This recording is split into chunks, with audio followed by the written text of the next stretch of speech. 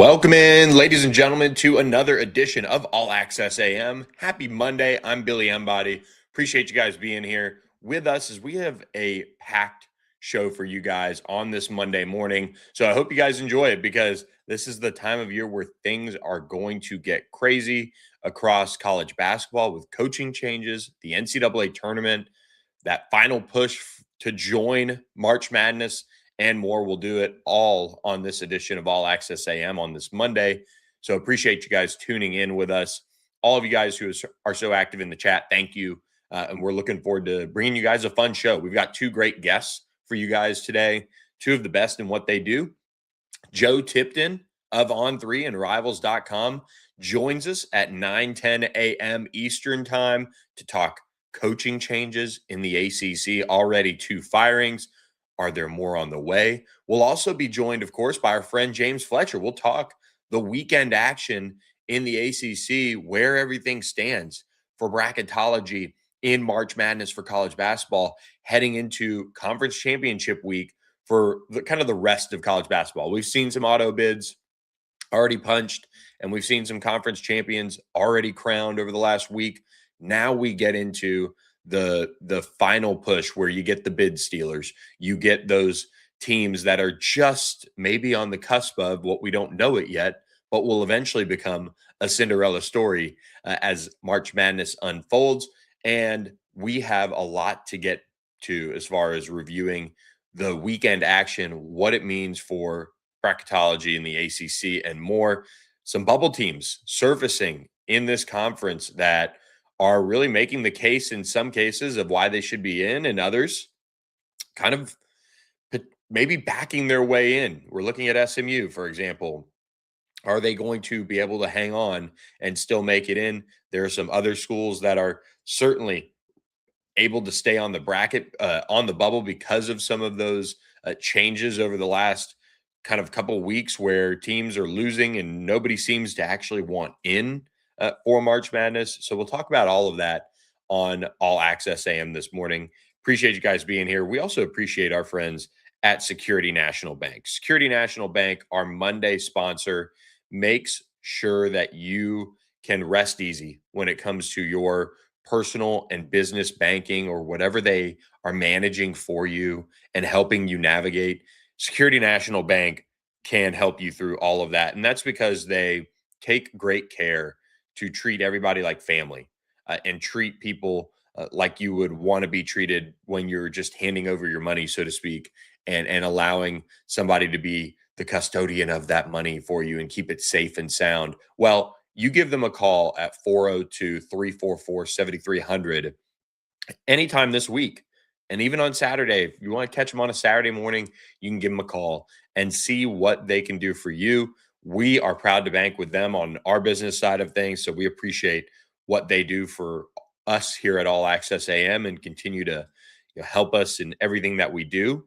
And we want you guys to check them out because they're such a great bank.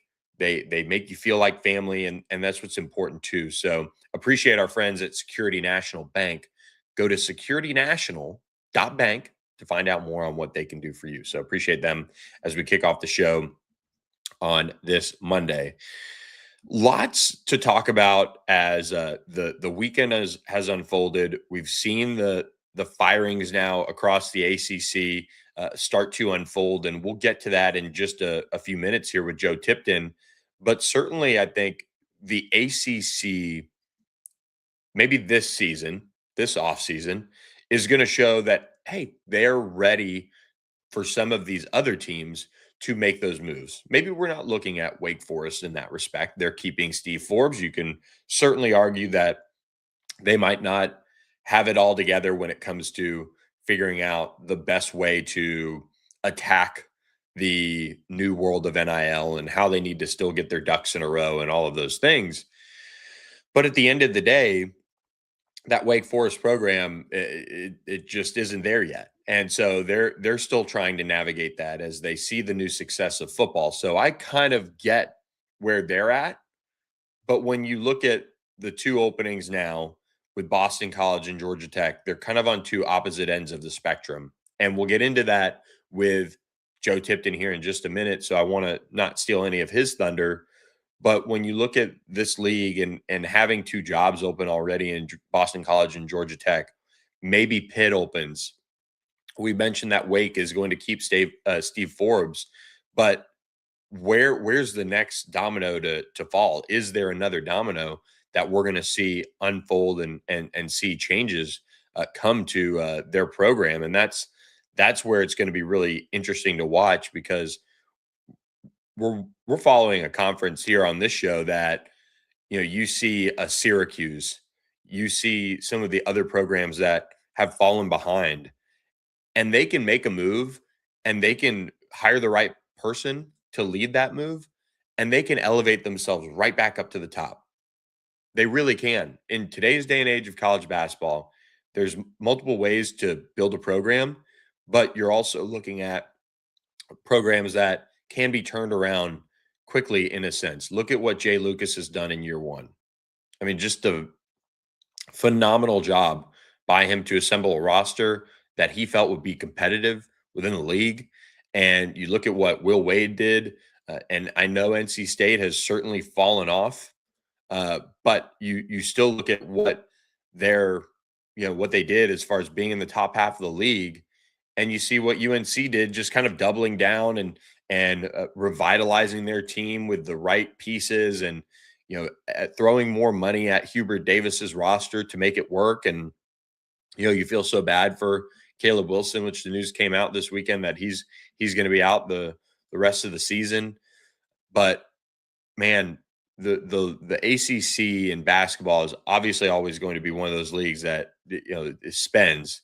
But I think this offseason is the one where we're seeing some of those other programs that are fully capable of being among the top in the league. We're going to see them double down. And I've got some thoughts on Georgia Tech and what that job could be, and what Ryan Albert, the AD there, who's still relatively fresh on the job there, can do. But I have full faith that he's going to make a good hire. I've been very impressed with what they do. There are some jobs that have the opportunity to take that next jump up. And this is a critical offseason for the league. We saw the league elevate itself with some of that additional funding and money that we talked about and mentioned for these rosters, for these coaches. And now you're going to get back into that, and you're going to see a lot of teams take their latest stab at that and take a stab at it with new coaches. There's really, when you look up and down the league, there's not many teams that I think we're sitting here saying, okay, this team is retaining their coach. They're going to throw a bunch more money at the problem and fix it. Like, there really aren't many teams that need to say that and do that. Like Cal and Stanford, you could make the argument, okay, they kind of hung around the bubble ish. Is that something where they need to throw more money at it, or is it just a part of building a better roster for this league, kind of where SMU is as well? Do you just throw more money at it, or is it an appropriate amount already? It's going to be fascinating to see some of these teams double down and invest on where they need to be at in NIL and roster building and all of those things. But one man who knows all the inside scoop around college basketball is our friend Joe Tipton of On3 and Rivals.com. And he joins us now on All Access AM. We're really pumped that he can start off his Monday with us. Joe, welcome in. Thanks for doing this. Absolutely, Billy. Appreciate you having me, man. Of course. And give everybody the lay of the land about this time of year for you in college basketball. Is it still relatively quiet, that little calm before the transfer portal storm, and it's just coaching changes, or are you seeing it all start to take off? Yeah, there's a little bit of a talk around, guys that are going to be going into the portal. Agents are reaching out saying, hey, here's my client list. Hey, here's who's going to be transferring at the end of the season. Not really putting out too many of those players right now. The primary focus is on the carousel, and that'll even turn up even more, player movement in the portal. But right now, just conference tournaments, and eventually the NCAA tournament, and then carousel mainly. And speaking of the carousel, it got going for the ACC over the weekend with Boston College firing Earl Grant and Georgia Tech parting ways with Damon Stoudamire. Let's start with Boston College. And the reason why I start there is I think they're almost now a hot button kind of program in the ACC, not just in basketball, but in football. It just seems like they have to find a way to get ducks in a row with the new age of NIL and spending and all of those things. And, it seems like that's something that is going to be a key focus for making this hire is how do you energize this program? How do you energize the supporters to, throw down for BC to be competitive in this league? And they're going to be doing it with a new head coach now. Yeah, it makes it really difficult because, in all honesty, Boston College, at least to me, it feels like they're in the wrong conference. It doesn't feel like they should be in a power conference like the ACC. And I think when college coaches are looking, they're interviewing candidates to fill the BC opening, one of the first questions that comes up is what's the NIL, what's the financial support? And to be honest with you, I don't think it's very good. So it's an automatic deterrent from a lot of coaches when looking at some of these jobs. It doesn't even have to be BC specific. But that's their primary, one of the things that they're looking for. And if you don't have that, it's going to make it really tough to win games and acquire talent. So it's one of those jobs that BC is one of the, least coveted jobs in the league, just kind of for obvious reasons. But it's just going to take the right guy that maybe can be operating with a little bit of a lower budget that has a knack for evaluating maybe under the radar talent, not the the 5-star level guys and not the hottest guys in the transfer portal, but more so of those under the radar, underrated guys to be able to rebuild that program. And hopefully, somebody's going to be able to make that happen. Earl Grant departs after 5 seasons, 72 and 92. And look, I mean, BC hockey is up a peg over men's basketball. Truly, there. That's just kind of how it rolls up there in Chestnut Hill. And when you see some of the names that are early on, maybe being floated, do any of those maybe fit what you see as far as the need for an evaluator, somebody who does less with more, finds the diamonds in the rough in recruiting or the transfer portal and can make some of this work? Yeah, I think two names that come to mind are Joe Gallo at Merrimack, and obviously they transitioned from D2 to Division One. So when you're evaluating players like that, all those guys are D2 guys are going to be under the radar. So I think he would be a good fit. He's been a proven winner, in the area, and then also James Jones at Yale, Ivy League, being able to recruit just a very small niche of players. I think both of those coaches have had success, and then also have been able to acquire talent that's kind of like I mentioned, that under the radar, undervalued, not the type of players that Power 5 conferences, those type of teams are going after. Is it a job that you go in there and whoever gets it, and maybe it's one of the guys you mentioned, maybe it's not, that you have to be unique and as far as how you structure your staff? Like, do you have to hire a GM that is, locked in on scouting every nook and cranny in this country and beyond for talent? Or is it, you kind of don't change what you're doing as far as if you're a, do more with less type of guy? Does that kind of make sense? Yeah, it really depends on the head coach that they decide to bring in. I think if you have the resources to be able to bring in a general manager and somebody that has ties to the area and that has an eye and a knack for talent evaluation, I think that's the biggest piece for Boston College, because like I said, they're not going to land, the 5-star level recruit. They're not going to land, many even like 4-star recruits in high school. And to be very frank, it's a difficult place to recruit to because of their lack of winning over the last however many years. So you have to get the guy that maybe those other schools in the ACC don't want, or other power conferences teams don't necessarily want. So you have to get those lower tier guys that you believe can develop into star players to be able to slowly turn that program around. Let's go over a little down the ACC to Georgia Tech. They make a change. Look, when Damon Stoudamire was hired, this seemed like a hire that probably just wasn't going to work. And a lot of people had some opinions on that. But, it takes a minute and things get fleshed out. And eventually he does get let go. what was your take on, just the job he did, and certainly the decision to move on with a new AD and Ryan Alpert there, who's going to very clearly make his mark on the basketball side of things. He's been critical in putting the pieces together facility wise and fundraising wise, and the football team's been successful. This seems like a job that could be a little bit of a sleeping giant in a sense. Yeah, I think so. I mean, you're obviously in the heart of Atlanta there, a lot of talent in the state and in the city. I think it comes back to it's similar to maybe a point I should have made with BC.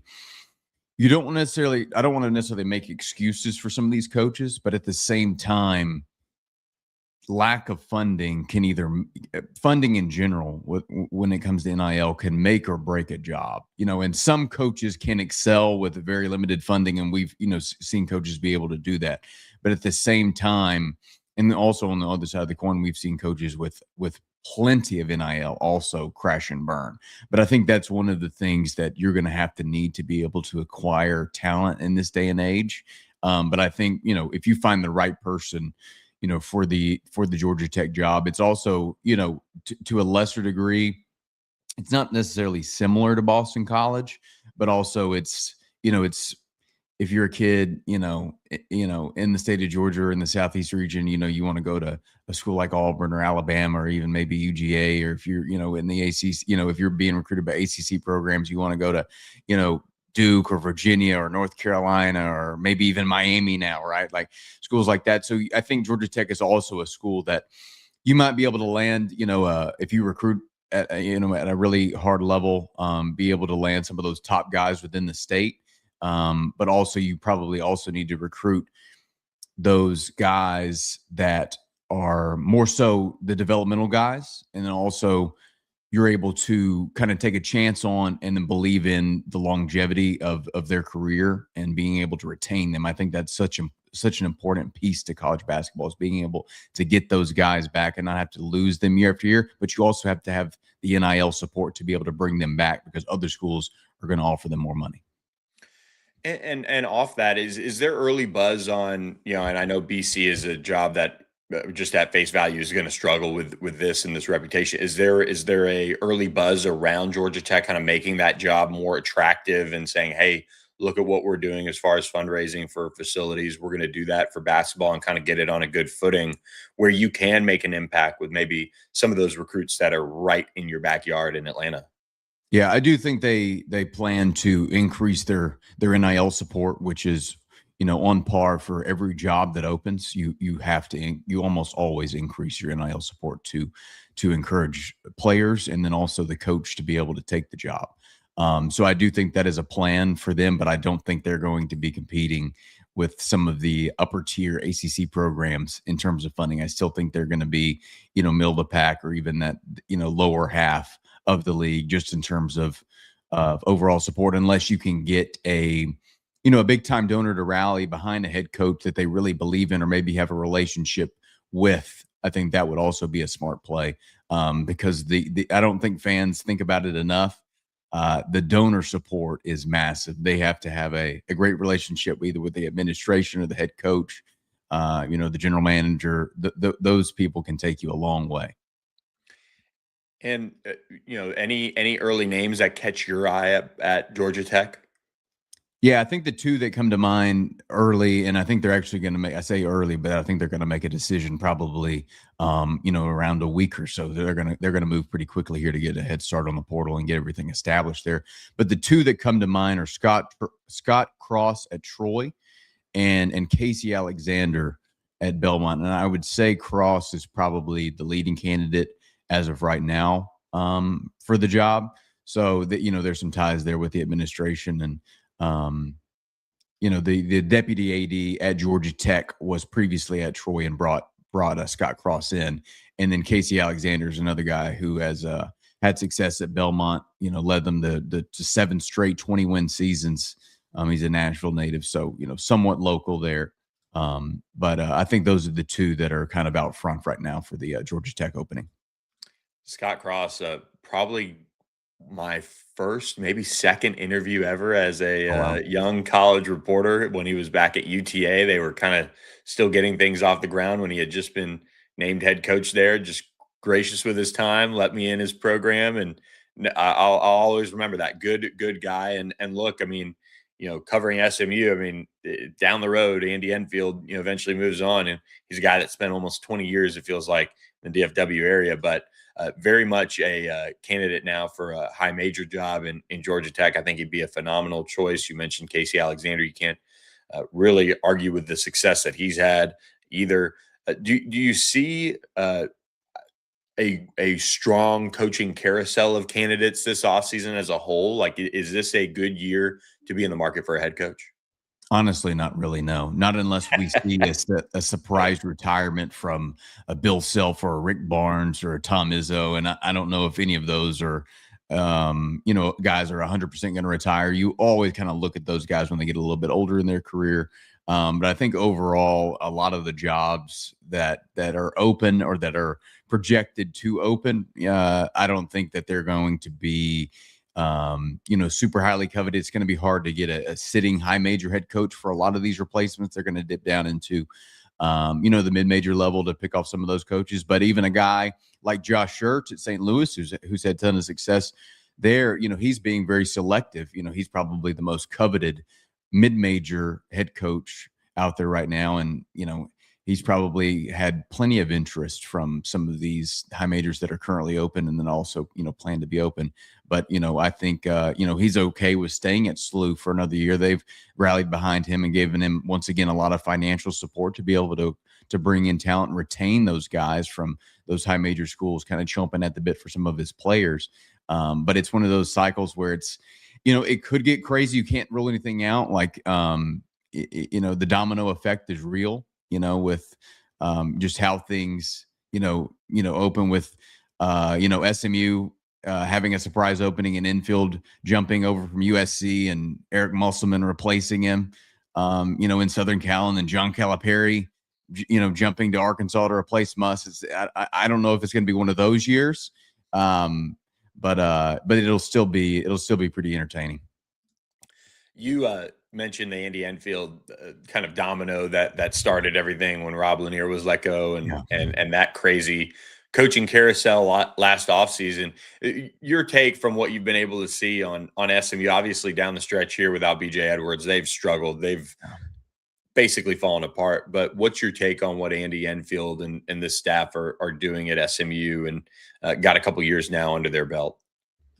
Yeah, I've actually been really impressed with them. I know it kind of, fell apart here towards the end of the season without BJ losing, a handful of games in a row. But overall, them, you think about them joining, from the American to the ACC, and the ACC is much improved this year. Last season not so much, but Virginia, Miami. So I really like what they've been able to do. I think they've recruited at a really high level. I think they've, made themselves more of an attractive destination for potential players. And they've been able to develop a lot of guys and had success within the program, via transfer. And now, like I said, recruiting some of those, in-state, high school players that I think they project to have success long-term. But I think it's a tougher job in the ACC. But I think overall they've done a good job. I'll get you out of here on this, and just kind of a look at the ACC as a whole. I mean, Duke, obviously the class of the conference, the whole league has seen a resurgence this year. What were your impressions kind of going into the season of the ACC, and have they exceeded them? Have they hit their markers as far as a league as a whole and heading into March Madness? Yeah, it's been interesting to see, because I think we all, projected, Duke to be at one of the top teams, in the league, but then also in the country, of course. But like I said, Virginia has taken a huge step with Ryan Odom. They're playing a way different style of basketball compared to with Tony Bennett, and they're much more entertaining to watch, at least in my opinion. And Jay Lucas has surprised me at Miami as well. I think he's done a great job his first year being a head coach down in Coral Gables. And I think Louisville is kind of one of those schools that has been one of the more disappointing, relative to what expectations were coming into the season with their portal class. I know Mikael Brown's, missed, quite a few games with a back injury. And I think Florida State is another team that I was thinking about earlier today that's ahead of schedule. If I'm not mistaken, I think they were picked last in the preseason poll, or very much so towards the bottom, and they finished right there, kind of in the middle. So I think those are a few of the teams that stand out to me. Yeah, I think the job that Luke Laux has done there at FSU is really impressive down the stretch. And they were right there at the bottom, Boston College, sitting down there as the preseason bottom feeder. But this league's been a lot of fun to watch, and it's been a lot of fun catching up with you, Joe Tipton. We appreciate all the work you do at On3 and Rivals. Make sure you guys give him a follow on Twitter, Instagram, wherever. The news breaking season is upon us. It's time to put Joe Tipton on alerts if you don't already. Appreciate it, Billy. Thanks so much, man. Yeah, there he goes. Joe Tipton, really appreciate him joining us on All Access AM. Just one of the all-time dudes in this industry. So appreciate him, and hope you guys enjoyed our catching up with Joe Tipton. And we appreciate our supporters, our sponsors here at All Access AM as we await James Fletcher with some bracketology. Do want to remind you guys about our friends at Corporate Magic. And Corporate Magic is where, if you're a brand and you are looking to put on a memorable, almost life-changing event, you need to go to corporatemagic.com. You need to see some of the events that they've done.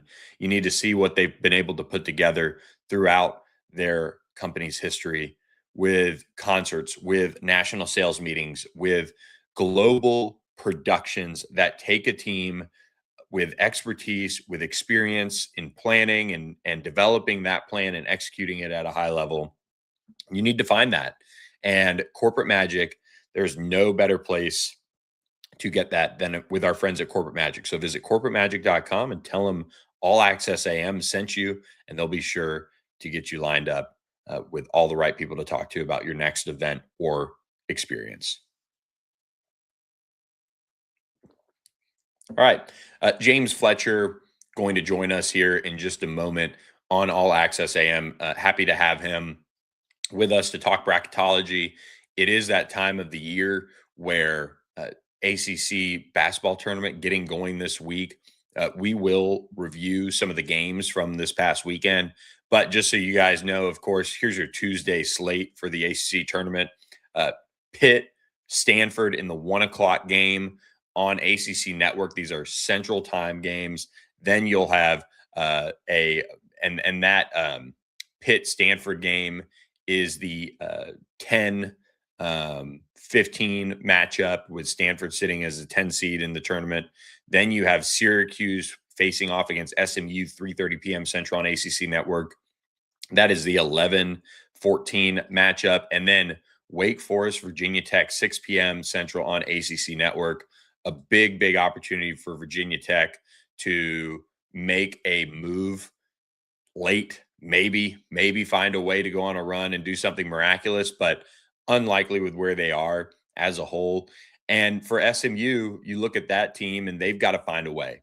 They have to find a way to win this one game in the ACC tournament. Then they'd face Louisville in the second round. And if they can figure out how to get past the Cardinals, maybe that would be enough to get them feeling good again about the NCAA tournament. But as it stands, SMU, one of those teams sitting as the last four in, wherever you look. And we'll get into that with James Fletcher and what some of the implications are with ACC tournament here. Florida State and Cal ended up as the last two buys into the second round. They'll face off against each other on Wednesday. You do have Clemson as the 5 seed awaiting the winner of Virginia Tech, Wake Forest. And then you have NC State, the 7 seed, awaiting the winner of that Stanford Pitt game.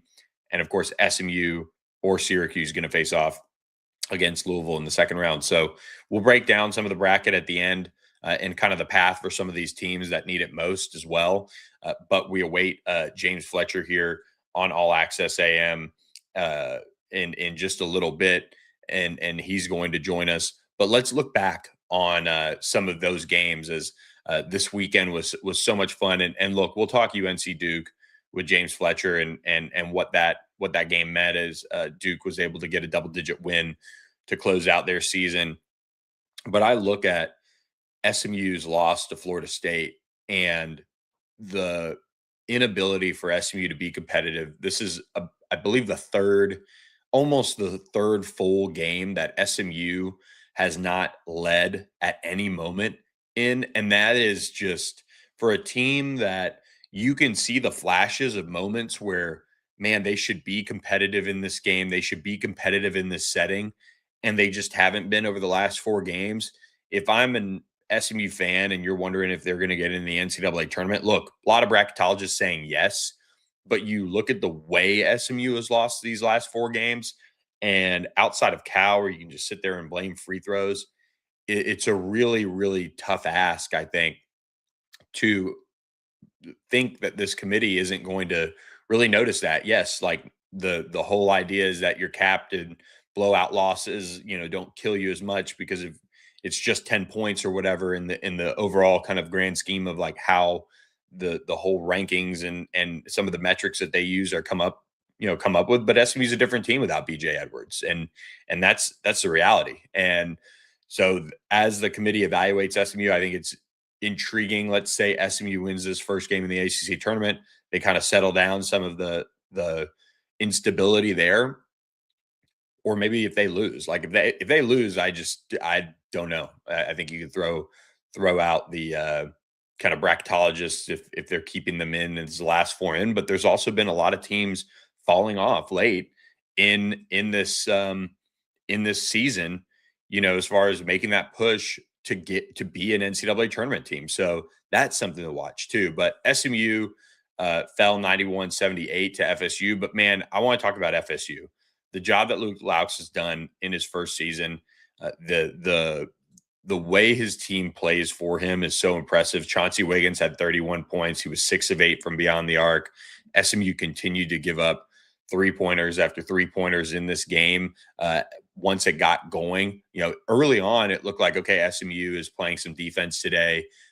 Florida State was, they started the game off with a 3, but then they were like 4 of 13 or something like that. It wasn't really that impressive. And then late in the first half, they picked it up, and all of a sudden, they hang 45 on SMU in the first half, and then just kept rolling in the second, with 46. SMU's offense, I think, has just been incredibly disappointing down the stretch. I mean, for Jaron Pierre Jr. to go out there and just have 7 points, to have the number of turnovers that he did, he almost had more turnovers than points. You need your best players this time of year to step up, and he was a non-factor.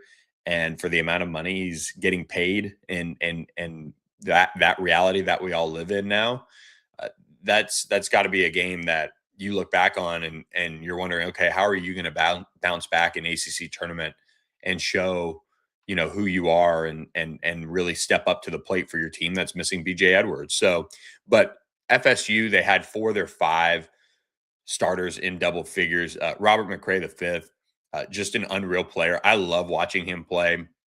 High flying, got length, just a fun guard to watch play. And he's really stepped up with about 16 points a game for this Seminoles team this season. He's done a little bit of everything.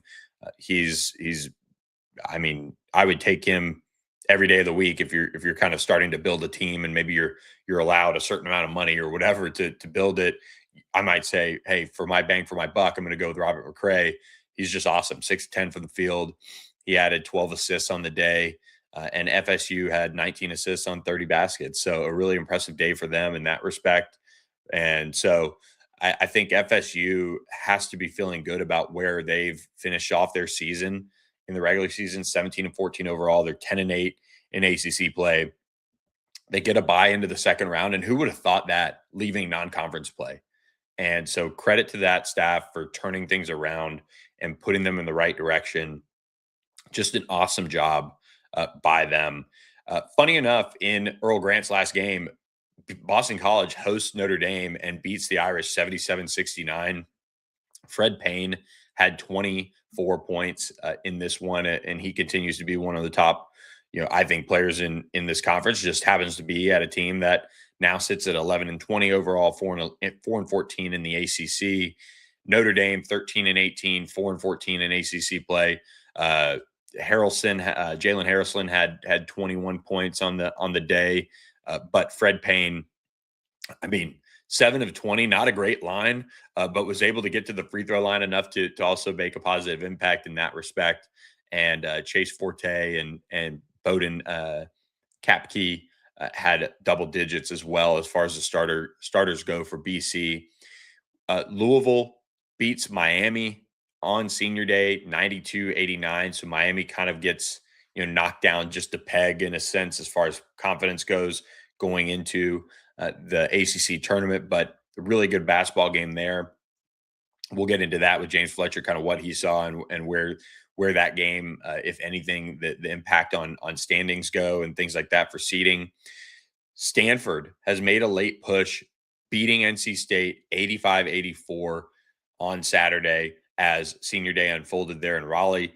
Cal fell at Wake Forest 80-73. Wake gets a nice win to close out the regular season as Steve Forbes, heads into the offseason with a lot of work to do. And then Pitt 71-69 over Syracuse. That could be a battle of two teams that are sitting there maybe making coaching changes after this. We're keeping a close eye on what Pitt does with Jeff Capel and with what Syracuse is going to do with Adrian Autry. Maybe we see more news of that, but both teams are playing in the ACC tournament, so I'm fascinated to see if they do exit after these first round matchups, if they make a move right after that. So going to be really interesting to watch that and what those programs opt to do in that respect. But we're going to get to James Fletcher in just a moment, but do want to remind you guys as well about our friends at Sportsmo. Sportsmo continues to bring it for college basketball fans who are looking to help their teams become the best they can be. You can make micro donations. You pledge certain amount for a certain amount of three-pointers or a win or whatever the options are on the Sportsmo app. And now you can go head-to-head against your friends and bet them about how your team is going to do versus their team. And guess what? Then you can impact your own school's student athlete benefit fund. So huge opportunity for you in conference week and March Madness to make those bets, make those donations, and check out all the things that Sportsmo has to offer and how you can help your favorite college basketball team or, plan ahead for football season. You can help them actually improve by funding their program with these micro donations. So check out our friends at Sportsmo with the Sportsmo app today. College basketball hits different with Sportsmo. You tap, they score. You pledge, they drop a three. You give as a group, they win as a team. At this point, you're not watching a game, you're in it. Download the app, fund your wallet, and get in the game. Download Sportsmo. Power the play.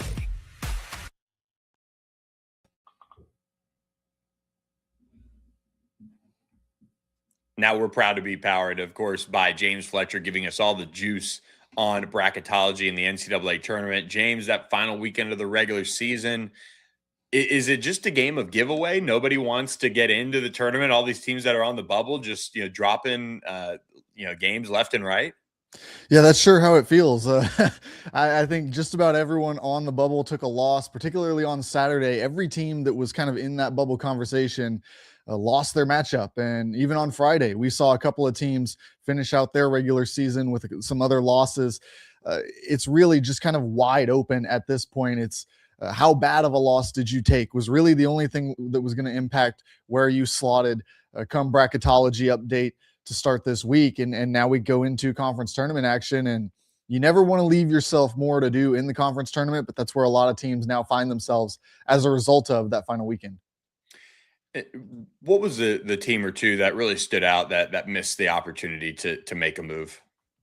I think that you look at the teams that really missed out the most, and I think you look at an SMU, a UCF, even as you look at the Indianas that are a little bit further down, but in that last four in, because with everyone else taking losses, you could have really solidified your spot and made this a race for one or maybe two spots in the field. Instead, we're looking at this field and saying there could be three, maybe four of those spots all up for grabs here in conference tournament action. It all is going to depend on how deep these teams make runs into the tournament. And that, of course, is before we have any bid stealers. There's already a couple peeking out there that look like they could make a run, could make things interesting and really shake this up. Because the way things stand right now, you cut one more spot off of this bubble, and it gets really tight for some of these teams that really would have thought they were safe just a week ago. Let's go to SMU. 4 straight losses to end the regular season. They sit now playing in a first-round game in the ACC tournament. They lost BJ Edwards, a huge piece to their backcourt, apparently the glue guy for their entire offensive scheme at this point.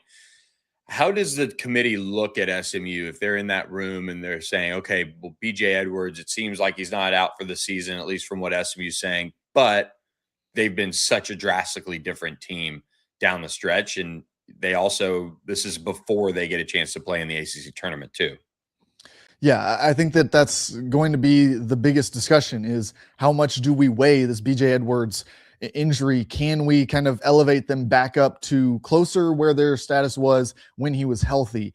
Because if he comes back for the NCAA tournament, he looks good. If he looks good in the ACC tournament, if he's able to compete at some point during that process, these are things that would elevate them a little bit more. But we've just seen the numbers dip and dip and dip with this losing streak, to where now I think that they're in the bubble conversation, kind of regardless of how you land on that injury. But of course, it's going to benefit them if someone in that room does stand up and say, look, this team looked like they were firmly in when they had BJ Edwards. If we think that he's going to be healthy for the NCAA tournament, I think that they deserve a spot in the field. I think that's really where they stand right now, likely to be in the field.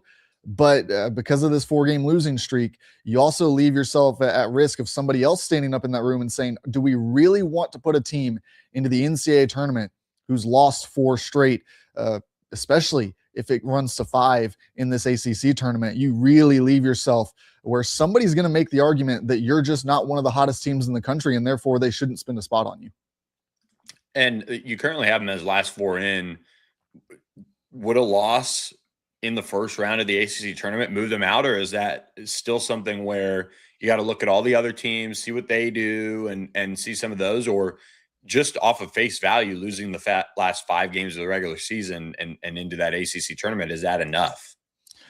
I do think that they would still be in the field with a loss in the first round, but the caveat there is that we don't know how many bid stealers there's going to be. First of all, that can of course shake things up out of the A10, where St. Louis is already in the field, in the Mountain West, where Utah State already has a spot locked up inside the field, and also the Miami, Ohio situation. They are in the field now with an undefeated regular season. They are going to get one of these spots, whether it's in the last 4 in or above that on the 11 seed line up into the 10 seed conversation. So those are 3 conferences that could produce bid stealers. As you look at where I have SMU currently on the bracket, they're 3rd from the bottom there. So if all 3 of those went the wrong way, you would really be sweating things out for that final spot. You also have the risk of one of these other teams making a deep run. Say an Indiana or an Auburn made a run to the championship of their conference tournament. Well, yes, that would be adding substantial amounts of data to their resume that would probably be enough to elevate them past an SMU that took a loss early in that conference tournament. So they are firmly in for now, but there are situations that are out there that could end up with them on the wrong side of the bubble. And so, yeah, they're going to have to sweat this one out. And a team that kind of similar to SMU, a team like NC State has tumbled as well, and losing that one to Stanford on Saturday was kind of the not the last straw or anything like that, but man, what a tumble for NC State down the stretch. I mean, I don't think anybody really saw that coming in a sense. You thought, okay, maybe some volatility with that team like it's been all season, but man, another ACC team really stumbling down the stretch. Yeah, they've dropped themselves into the last 4 byes at this point. I do think that they're firmly in the field. They're safely in. There's really no situation that could happen in conference tournament play that would drop them out of the field. But like I said, with 3 potential bid stealers out there, they could drop into a situation where they have to play one of those first 4 games. I don't think that's likely. I think that they've got enough cushion that they're probably going to be safely in the field, probably as a 10 seed. That'd be the most likely scenario. You could see them drop into that last 11 seed spot, depending on, like I said, where people fall on the bracket. But yeah, it's been a rough close to the season, a team that's had a lot of volatility. I think early on when we saw the volatility, it was kind of the idea, could they get things facing the right direction in time? That was going to be the debate. Well, then they got things headed the right direction, and they've kind of turned the wrong way. Now they're taking more losses, something that I don't think many people saw coming from this team. But we'll see if they can kind of flip things around. It really just takes one, maybe two wins in the ACC tournament for them to jump back up another seed line and really feel a lot better heading into the NCAA tournament. And a team like Virginia Tech, I mean, still kind of sweating it out. Another team that, you start stacking up some wins in this conference tournament, and their path, when you look at it, they get Wake Forest. They then would play Clemson. If they can knock off Clemson, then they face North Carolina, who's without Caleb Wilson. I mean, there's a path at least for them to be playing Duke in the semifinals come Friday. And that's a pretty good situation. Like, I mean, you look at the draw, if you're going to play a first round game, I think Virginia Tech's got the best draw in a sense, like relative to what damage they could do. Because I even look at, Stanford Pitt, that's a tall order, even though NC State just lost to Stanford. Then you got to play Virginia. I just look at what the path is for Virginia Tech. They have an opportunity to make some noise here down the stretch. They definitely do have a path into the NCAA tournament, which is really interesting. Early on Saturday, after they took that loss against Virginia, it really looked like, as you looked at the board, there was almost no chance. There was no path left for them to really make a run. And then teams kept taking losses. And everyone around them continued to lose. And by the time it was all said and done on Sunday morning, when the analytics all reset and we had the fresh data, they had actually moved up the board. And so they are in a position now where they can capitalize on that. Like you said, a pretty favorable path through the ACC tournament. I do think it's going to take a deep run into the ACC tournament to really put themselves into a deep conversation for one of those final spots, just because, like I said, I would expect at least one bid stealer to likely come out of all this chaos that we're going to get in the next week. And if that's the case, you're talking about not only having to jump 3-4 teams in the bubble conversation, but also one or two more who right now we think of a little bit more firmly in the field. And let's go to the Louisville-Miami game from Saturday. Louisville goes on the road, gets a win over Miami. You have them kind of interestingly enough, Louisville 6 seed, Miami the 7 in the NCAA tournament right now. And these are two teams that, again, Miami's been one of the bells of the ball of ACC play this year with the resurgence under Jay Lucas, leading that team in his first year. Louisville's been kind of all over the place. Michael Brown's injured, all sorts of things going on around their program. What did that game mean for those two programs as far as seeding in the NCAA tournament, and then what that kind of leads into for ACC championship week? Yeah, it was definitely an important one for seeding, because Louisville is not only in that 6 seed conversation just above where Miami sits, but they're also right on the cusp of the 5 seed conversation. And North Carolina is currently that team that's one slot above them. I have Louisville as the top 6 seed, North Carolina as the last in the 5 seed column. And so that could flip at any second the way that things are going. We know that North Carolina is without Caleb Wilson. How does that impact them? How does that change their seeding? Does that impact them in their ability to go deep into the ACC tournament? That could, of course, flip things as well. So Louisville keeps themselves right in the hunt with this win to jump onto that 5 seed line and get closer and closer to favorable seeding in the bracket come Selection Sunday. And then on the other side with Miami, I don't think they really lost much ground with that loss, but it did kind of miss an opportunity where they could have gone onto the 6 seed line and given themselves some more upward mobility as they entered conference tournament action. And Virginia getting that win over Virginia Tech, what did that mean for them? I mean, obviously a bubble team, the committee loves to see things like that happen for teams that are trying to improve their seeding. But what's your take on Virginia's seeding heading into this week in the ACC tournament, with really not a ton of opportunities to kind of help themselves in a sense, with them being already into the quarterfinals? It was big for them in trying to maintain a spot in that top 16. I think with a loss, they were for sure going to land on that 5 seed line. And you've got Arkansas, who's kind of in pursuit of this. Vanderbilt has kind of ticked themselves back up into this conversation. They're knocking on the door of a 4 seed bid. So for Virginia to get that win, And also later on that night, you saw Texas Tech take a loss. Now they've got a little bit of cushion. They're now 15th on the overall seed line. And so you've got a team behind you as those two teams from the SEC are kind of moving forward. There's one more spot between you and a drop to that 5 seed line. So yeah, it was important for them. And then just to get from 16 to 15 is also a big jump in the seed line. I know that it doesn't seem like a massive leap, but when we look at the locations for the NCAA tournament, where these teams are going to be headed, it will be impactful because of the location that you're going to be facing. It's very likely because of those 8 spots available that the 16th overall seed is going to go to Portland, where the 15th could end up either a San Diego, potentially somewhere much closer that would be closer to the East Coast. You could get a Tampa in that mix if you're a 4 seed. It really comes down to what all is left available. Philadelphia could even be one that's in the mix. That would, of course, be one of the most favorable to Virginia. And so it would be really big for them to be in that 14 or 15 spot rather than being in that 16th spot where you're going to head all the way to Portland to play your first round game. UNC Duke, that kind of dinner time matchup that we saw on Saturday, as the Blue Devils pulled away from UNC, winning 76-61. This Duke team, just the way they've been able to play pretty much all season, has been so impressive. They're locked in as a 1 seed. Are they the number 1 overall seed? Can they be the number 1 overall seed with a loss in the ACC tournament? What's your thought there? I think that we're really shaping up for a fascinating race for the number 1 overall seed here, because if Duke wins out, if they win the ACC tournament, it's theirs. There's not going to be any question.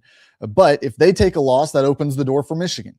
If Michigan takes a loss, that opens the door for Arizona. I think that all 3 of them are still close enough that we're probably going to give the nod to whoever is a conference champion of that group in the order that we have them. So if Duke were to lose in the ACC tournament, Michigan goes on to win, and Arizona, I think that you're going to see Michigan, Arizona, and Duke. If you go any other order there, just how they are now, and then take out the team that took a loss and move them to 3rd. That's really how I see it shaping up. I don't see any of them falling beyond that 3rd spot. But yes, it's going to be a real race to the finish line here. Duke has pole position, and so if they can run undefeated through the rest of this, they are going to get the number 1 overall spot. But I will add, it's obviously for bragging rights. This is a big deal, being the number 1 overall seed. We always kind of remember who was that first team to pop up in the bracket. All of these teams are going to get their preferred region. All of these teams are going to go to their preferred first weekend site. So nobody's really competing for anything in terms of where they will be going. It's just how we talk about them as we enter the tournament.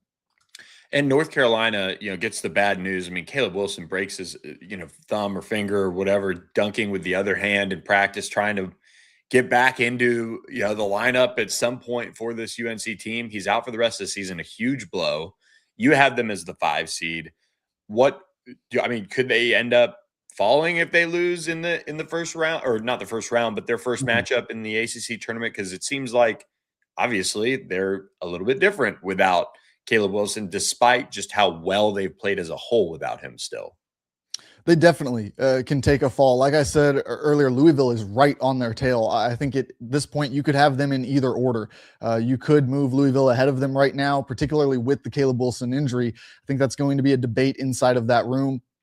And so if they aren't able to go as deep or further than Louisville in this tournament, it's going to leave a lot of questions. It's going to force that committee to have an in-depth conversation about those 2 teams and the teams that are around them as well, how they do over the next week. But they are at risk of falling. I don't think that they have enough upward momentum. If they had gotten that Duke win, they could have, but they're not going to be able to reach up into that 4 seed conversation now. I think that they're in the 5 or 6 seed realm, depending on how things fall over this next week.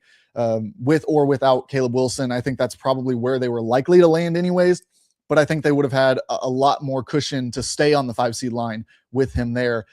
Being able to have this now conversation, are they the same team, is going to be more fascinating to kind of track and follow, even though they have a good record while he hasn't been out there. Let's close out with this. Put into perspective this Duke team on what you've, and so many of us just keep track of Duke and obviously one of the names in college basketball.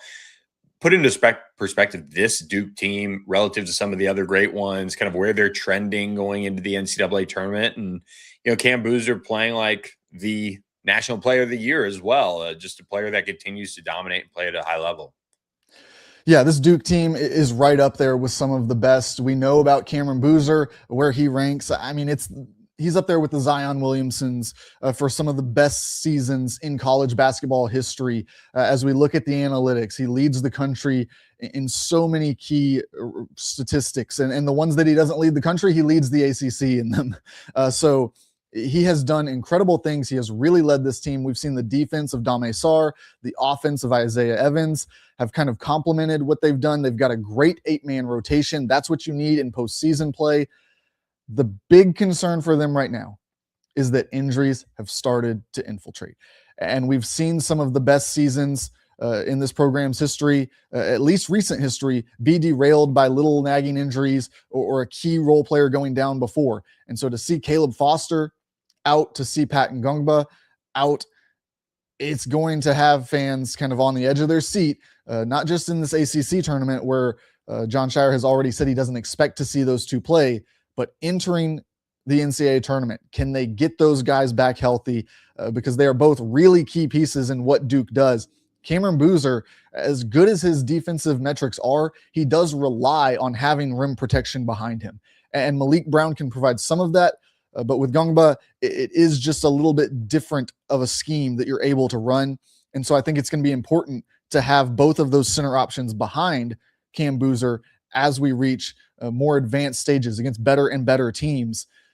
And then for Caleb Foster, a veteran point guard, a guy who's going to kind of organize things, keep things under control, you're probably turning over to Caden Boozer those duties for the next couple of weeks or however long it takes for Foster to come back.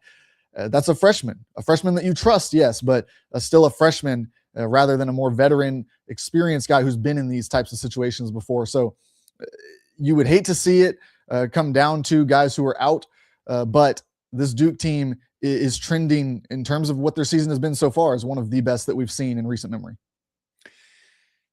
James Fletcher, we appreciate all the time as always. Enjoy championship week. I know it'll be a crazy one, but we're looking forward to catching up with you after Selection Sunday too, as we finally get the answers to the bracketology questions. Yeah, for sure. That's always the fun time, breaking down what you got right, what you got wrong in the eyes of the committee. Cool. James Fletcher, we appreciate your time. Thanks for coming on with us on All Access AM. And there he goes, having our back on the bracketology discussion here on All Access AM. So appreciate James Fletcher. Quick note before we get you guys out the door, Miami football made a new coaching hire, adding their tight ends coach for this season. They go over to Army and they go get Mike Vitti, the tight ends coach from the Black Knights. He spent almost a decade with a decade up there at West Point and was the associate head coach and offensive line coach. Well, guess what? Now coming over to coach at Miami as the tight ends coach, a really, really incredible hire here, a Bronze Star medal winner or medal recipient in the military. He was a platoon leader in Afghanistan. Just what a story, first of all, and appreciate his service to our country, but now heads to Miami to coach tight ends. And for a program in Army that is just built on toughness and perseverance and so many different pillars that you want in a football team, Mario Cristobal makes this hire. And it's so intriguing because he can bring an innovative approach to Miami's run game, maybe helping Shannon Dawson develop different ways to get the football to a Mark Fletcher and kind of find different ways with a new look offensive line this coming season to make all of that work. So he'll work closely with Alex Maribel, one of the best offensive line coaches in the country. And of course, Mario Cristobal heads up, a lot of the offensive line discussion with his, Miami program and just kind of the emphasis on that. So Miami makes a really strong hire there. I think just the more you hear about his background, the more you're impressed. So Miami continues to do things at a high level, and that'll be a key hire for the Hurricanes as they head into the 2026 season as spring ball is upon us across the country. So with that, hope you guys enjoyed this edition of All Access AM. Appreciate Joe Tipton and James Fletcher for joining us. And we appreciate our sponsors as well. Security National Bank, Sportsmo, Corporate Magic. We appreciate them. Make sure you guys check them out and see what they're all about in our podcast episode description channel and get more information on them. So appreciate all of you guys for watching All Access AM on this Monday. We'll see you Wednesday morning, and we'll have some ACC basketball to talk about as the tournament gets underway in Charlotte. So see you guys at 8 a.m. Central Time Wednesday morning, and we'll catch you next time on All Access AM.